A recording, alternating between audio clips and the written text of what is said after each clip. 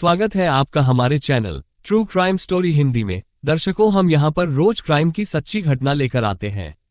आप पहली बार हमारे चैनल पर आए हैं तो कृपया चैनल को सब्सक्राइब जरूर करें। चलिए शुरू करते हैं आज की सच्ची घटना। मुरादाबाद से करीब 25 किलोमीटर दूर भोजपुर में देवीपुरा मरैया गांव के उत्तरी छोर पर 17 दिसंबर 2021 को रमन सिंह सुबह सुबह अपने खेत पर गया था। वो पिछले 2 हफ्ते से लगातार गेहूं की फसल देखने के लिए जाता था। फसल लहरा रही थी, किंतु खेत के कुछ हिस्से में पानी लगाने का काम बाकी था।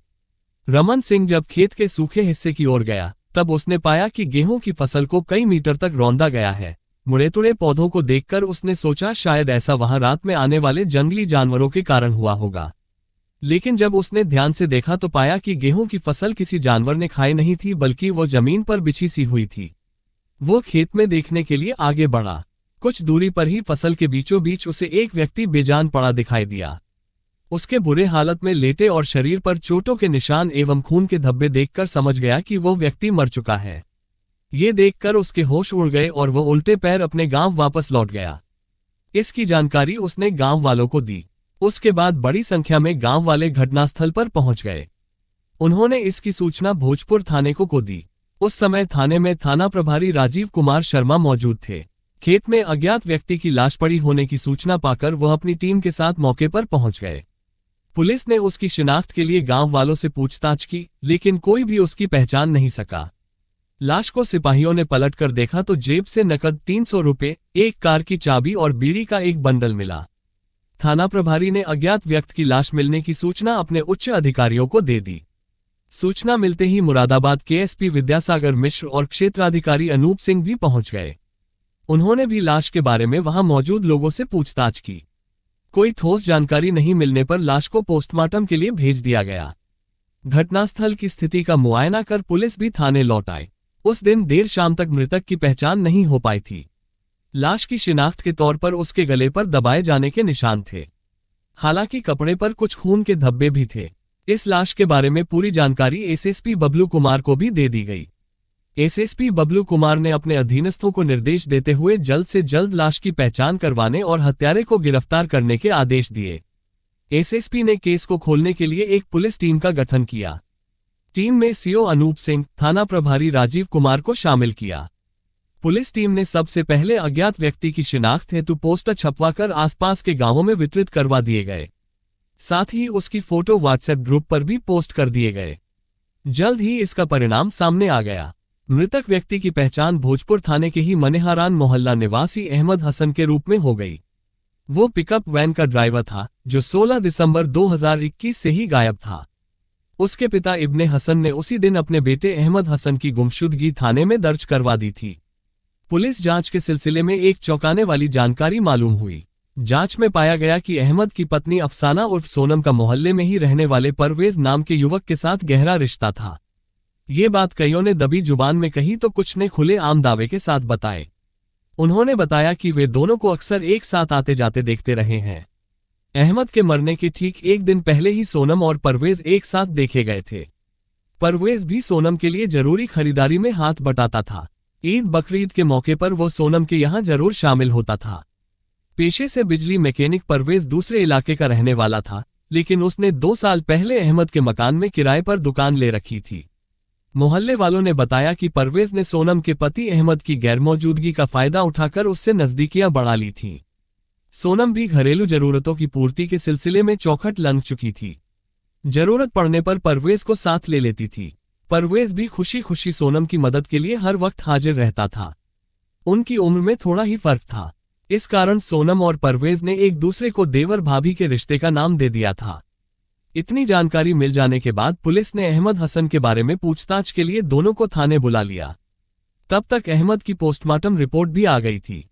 रिपोर्ट के अनुसार उसके शरीर पर चोट के निशान पाए गए थे और पीट कर हत्या किए जाने की पुष्टि हो गई थी। उसकी गुमशुदगी की रिपोर्ट के सिलसिले में भोजपुर थाने की पुलिस सोनम से पहले भी पूछताछ कर चुकी थी। तब सोनम ने बताया था कि बगैर किसी को जानकारी दिए वो कहीं चला गया है। इसी के साथ उसने डबडबाए आंखों से ये भी कह दिया था कि हो सकता है उसे किसी ने मार डाला हो। पुलिस को ये बात गले नहीं उतरी कि आखिर एक पत्नी अपने पति के बारे में मरने जैसी बात कैसे कर सकती है। थाना प्रभारी ने जब दोबारा सोनम और परवेज को पूछताछ के लिए बुलाया तब सोनम से सीधे सीधे कई सवाल किए। तुमने गुमशुदा शौहर के बारे में पूछे जाने पर उसके मारे जाने की आशंका क्यों जताई थी? क्या तुम्हें उसकी हत्या के बारे में पहले से मालूम था? अहमद की किसी के साथ कोई दुश्मनी थी? एक साथ इतने सवाल सुनकर सोनम घबरा गई। किसका किस तरह से जवाब दे समझ नहीं पाए। गोलमोल बातें करने लगी, जिससे थाना प्रभारी संतुष्ट नहीं हुए। यहां तक कि पति अहमद की लाश देखकर उसने दुपट्टे से मुंह ढक लिया था। रुआन सेपन को दिखाने के लिए केवल आंखें पोंछती नजर आए। उसकी इन गतिविधियों को पुलिस टीम ने बारीकी से नोट किया। वो पूछे सवालों के ठोस जवाब नहीं दे पाई थी। थाना प्रभारी सोनम को अकेला छोड़कर परवेज से पूछताछ के लिए दूसरे कमरे में लेकर चले गए। औपचारिक बातें करते हुए उन्होंने अहमद और सोनम के साथ उसके संबंध और कामधंधे के बारे में पूछताछ की। इस सिलसिले में परवेज ने बताया कि वो बिजली मैकेनिक का काम करता है, इसलिए करीब 2 साल पहले अहमद हसन के पिता इब्ने हसन से किराए पर दुकान ली थी। दुकान में बिजली के सामान बेचने का काम करता था और मोहल्ले में किसी के बुलावे पर घरों में जाकर बिजली की खराबी भी ठीक कर दिया करता था। अहमद के घर की बिजली ठीक करने के लिए वो उसके घर जाता था। अहमद का किराएदार होने नाते वो उनसे केवल सामान का ही पैसा लेता था। बहुत कहने पर भी मेहनताना लेने से इनकार कर देता था। खुश होकर अहमद की पत्नी अफसाना उर्फ सोनम उसे चाय नाश्ते किए बगैर नहीं जाने देती थी। ये सब बातें सुनते हुए थाना प्रभारी ने कहा, और इसका तुमने नाजायज फायदा उठाया। कैसा फायदा साहब जी? यही कि तुम सोनम पर डोरे डालने लगे, अहमद की गैरमौजूदगी में भी उसके घर जाने लगे। थाना प्रभारी ने कहा, नहीं, ये गलत बात है। मैं कभी अहमद की गैरहाजिरी या किसी के बुलावे के बगैर उसके घर में नहीं घुसा। वो तो जब कभी सोनम, उसके ससुर या अहमद कहते थे तभी वहां जाता था। परवेज ने सफाई दी। तुम झूठ बोल रहे हो। पूरा मोहल्ला जानता है कि तुम्हारा अहमद की बीवी के साथ चक्कर चल रहा है। तुम उसके प्रेमी हो। थाना प्रभारी ने अपनी बात पर जोर देते हुए कहा, मोहल्ले वाले गलत कहते हैं साहब। मैं सोनम का कुछ बाहरी काम कर देता हूं, इसलिए वो ऐसा बोलते हैं।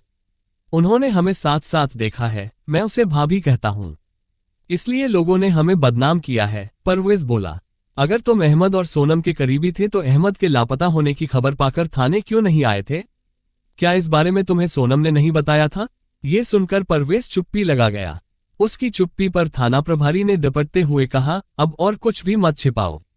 मुझे सब पता चल चुका है। सोनम अपने बयान में बहुत कुछ बता चुकी है जो तुम्हारे खिलाफ है।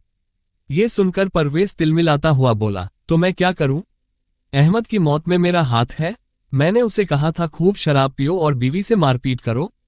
वो तो सोनम से जब शौहर का जुर्म बर्दाश्त नहीं होता था तब मेरे पास अपना दुखड़ा सुनाने चली आती थी, और मैं उसे सब कुछ ठीक हो जाने का ढांढस बंधा दिया करता था।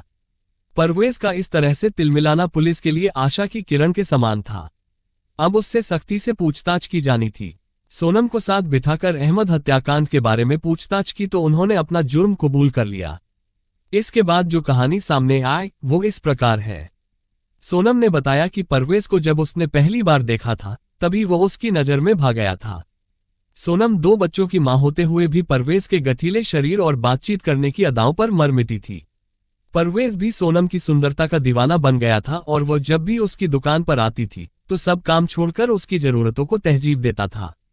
उसे भाभी कहकर बुलाता था। उसने अपनी लच्छेदार बातों से सोनम को अपने प्रेम जाल में फांस लिया था।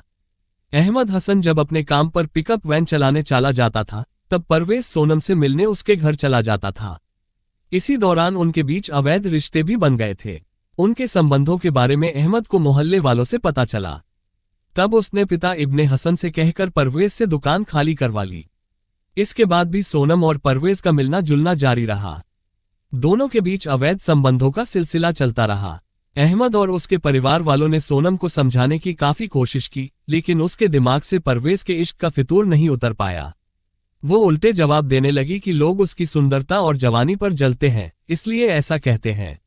जबकि अहमद के दिल और दिमाग में परवेज और सोनम के बीच चल रहा इश्क का चक्कर कांटे की तरह चुभने लगा था। कई बार यह सोचकर वो बौखला जाता था और गहरे अवसाद में घिर जाता था। उस गम को भुलाने के लिए वो शराब पीकर घर आने लगा था। सोनम उसके शराब पीने का विरोध करने लगी थी। एक तरफ शराब का नशा था तो दूसरी तरफ मोहब्बत का नशा। नतीजा आए दिन पति पत्नी के बीच झगड़े होने लगे। धीरे धीरे सोनम और अहमद के बीच होने वाली गुस्से भरी बातें, नाराजगी और गाली गलौज मारपीट में बदल गईं। शरीर से बलवान अहमद शराब के नशे में सोनम की जमकर पिटाई कर देता था। सोनम इसकी शिकायत लेकर सीधे परवेज के पास जाती थी, उससे कहती थी वो कोई रास्ता निकाले ताकि वो अहमद की मारपीट और जुल्मों से बच सके। इसकी जानकारी अहमद को भी हुई। एक रोज वो गुस्से में तमतमाया हुआ परवेज के पास जा पहुंचा। उसे रास्ते में रोककर भला बुरा कहने लगा। इसके जवाब में परवेज ने कहा, यार देखो, तुम मेरे ऊपर नाहक ही शक करते हो। तुम जो सोच रहे हो ऐसा नहीं है। मोहल्ले वाले मुझे और तुम्हारी बीवी सोनम को बदनाम करने पर तुले हुए हैं। वैसे भी मैं अपने काम में बिजी रहता हूं। अहमद को परवेज की बातों पर भरोसा नहीं हुआ। वो सीधा घर आया और शराब की बोतल भी साथ लाया। उसने घर पर ही जी भरकर शराब पी और नशे में धुत होकर सोनम की खूब पिटाई कर दी। उस रोज की पिटाई सोनम के लिए काफी असहनीय हो गई थी। उस रोज तो वो सीधा परवेज के पास गई। उससे फरियाद करने लगी कि चाहे जैसे भी हो वो उसे शौहर की मारपीट से निजात दिलाए, वरना वो जान दे देगी। सोनम ने यहां तक कहा कि वो उसे ठिकाने लगा दे, फिर दोनों निकाह कर अपनी नई जिंदगी की शुरुआत करेंगे।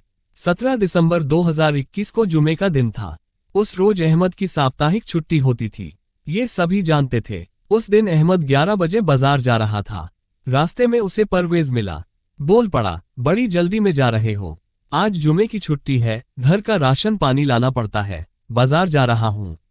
अहमद ने कहा, आज तो मेरी भी छुट्टी है। परवेज भी बोला, तो मैं क्या करूं तुम्हारी छुट्टी का? अहमद रूखेपन से बोला, अरे यार, इतनी भी क्या बेरुखी है, तुम तो हमेशा नाराज ही रहते हो। क्यों न आज कुछ पैग हो जाए, साथ पीने की इच्छा हो रही है। देखो, आज जुमा है, मुझे नमाज को भी जाना है। आज नहीं, फिर कभी। खर्च मैं करूंगा। शराब पीने का शौकीन अहमद परवेज की बात टाल नहीं सका। जैसा कि अक्सर एक आम शराबी के साथ होता है, वे इसके चलते सभी गिले शिकवे और दुश्मनी भूल जाते हैं। परवेज ने कहा कि वो शराब भोजपुर से खरीदेगा जरूर, लेकिन कहीं दूर जाकर एकांत में पिएंगे, कोई देखेगा भी नहीं। अहमद को परवेज की यह बात और भी अच्छी लगी। वो उसके कहने के मुताबिक उसकी बातों में आ गया। परवेज समय गंवाए बगैर शराब के ठेके से शराब की एक बोतल, 2 डिस्पोजल गिलास, नमकीन का पैकेट, सिगरेट की डब्बी और पानी की बोतल खरीद लाया। सारा सामान स्कूटी की डिक्की में रख लिया। अहमद को स्कूटी पर बिठाकर भटियारा और सना होटल होते हुए गांव देवीपुरा की मड़ैया के उत्तरी दिशा के जंगल में ले गया। वहीं पर बैठकर दोनों ने शराब पी। परवेज ने कम पी और अहमद को पैगा पर पैगा पिलाता रहा। जब तक पूरी बोतल खाली नहीं हो गई, तब तक वो पीता रहा। परवेज ने जब देखा कि अहमद पर शराब का नशा चढ़ चुका है और उसके पैर लड़खड़ाने लगे हैं, तो परवेज ने सहारे से अपनी स्कूटी पर बैठा लिया। कुछ दूर जाकर गेहूं के खेत के नजदीक परवेज ने अपनी स्कूटी रोकी और धक्का देकर उसे गेहूं के खेत में गिरा दिया। अहमद नशे की हालत में उठ नहीं पाया। परवेज उसे खींचकर गेहूं के खेत के भीतर ले गया। नीचे गिराकर उसके सीने पर घुटने रखकर अहमद का गला दबा दिया। परवेज ने उसका गला तब तक दबाए रखा जब तक कि अहमद हसन के प्राण निकल नहीं गए। जब परवेज ने देख लिया कि अहमद मर चुका है, तब वो अपनी स्कूटी से अपने घर लौट आया। मनेहारन आकर उसने अपनी प्रेमिका सोनम को फोन किया, मेरी प्यारी सोनम, तुम अब पूरी तरह से आजाद हो गई हो। तुम्हें आए दिन पीटने वाले को ठिकाने लगा दिया है। अब मैं तुम्हारे साथ धूमधाम से निकाह करूंगा। तुम अब पूरी तरह से मेरी हो। सोनम की शादी 10 साल पहले अहमद से हुई थी। सोनम का मायका रुद्रपुर उत्तराखंड के कस्बा बिलासपुर का है। शादी के बाद उसकी 2 बेटियां हुई। सोनम इश्क में इतनी अंधी हो गई थी कि उसे अपनी बेटियों का जरा सा भी ख्याल नहीं रहा। दोनों बेटियों की जिंदगी संवरने से पहले ही सोनम ने उनके सपने को नष्ट कर डाला। 20 दिसंबर 2021 को दोनों बेटियां अपनी दादी मकसूदन के साथ थीं। दादी मकसूदन दोनों बेटियों के पास बैठी रो रही थी कि बुढ़ापे में बहू ऐसा जख्म दे गई जिसे वो जिंदगी भर नहीं भूल पाएंगी। कानून की निगाह में सोनम अपने पति को मरवाने में मुख्य साजिशकर्ता बन गई थी, जबकि परवेज हत्या का आरोपी था। दोनों आरोपियों से पूछताछ के बाद पुलिस ने उन्हें न्यायिक हिरासत में भेज दिया और दोनों को जेल भेज दिया। मिलते हैं दर्शकों एक और सच्ची कहानी लेकर, तब तक अपना ख्याल रखें और जुर्म के खिलाफ लड़ाई में हमारा साथ देने के लिए कृपया हमारे चैनल को सब्सक्राइब जरूर करें।